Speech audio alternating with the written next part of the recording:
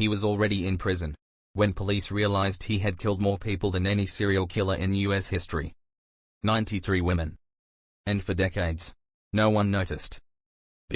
Pause. So how did the deadliest murderer in America hide in plain sight for nearly 40 years?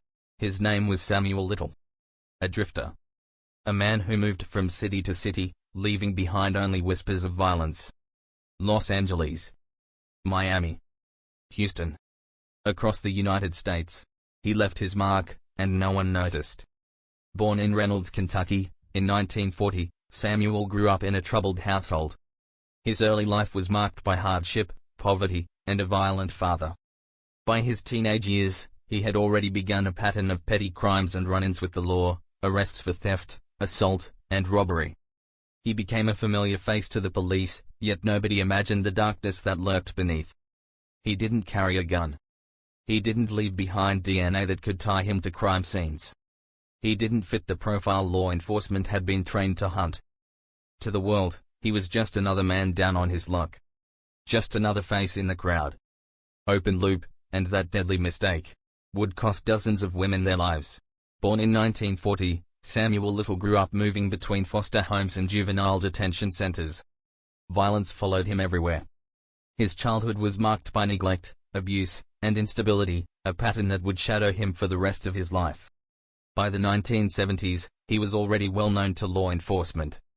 Arrests for assault, rape, and violent attacks on women were part of his record. He drifted from city to city, leaving a trail of crimes that seemed disconnected, unsolvable, until decades later, when a horrifying pattern emerged. Escalation. But here's what most people don't know. Samuel Little had already been arrested for murder, twice, during the 1980s. Twice. And both times, he walked free. Even when investigators suspected something more sinister, evidence was scant, witnesses were dismissed, and his mobility allowed him to vanish before charges could stick. Each release would become another missed opportunity, another life lost. Open loop. Those releases would ultimately be remembered as the deadliest mistakes in the history of American law enforcement.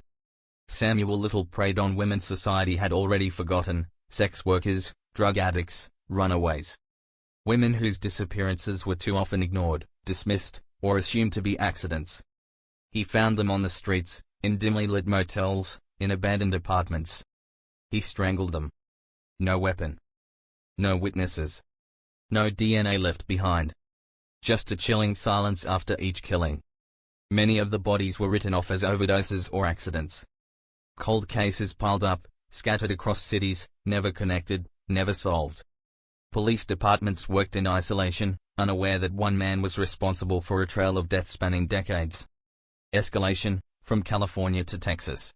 From the 1970s through the early 2000s. The killings never stopped. He moved from city to city, blending into the background, a familiar face no one feared, until it was too late. Because no one was looking for him. But everything changed in 2012. After a routine DNA match tied Samuel Little to a 1987 murder in Los Angeles, he was sentenced to life in prison. That's when investigators noticed something terrifying. Samuel Little wouldn't stop talking. Reveal, he began confessing.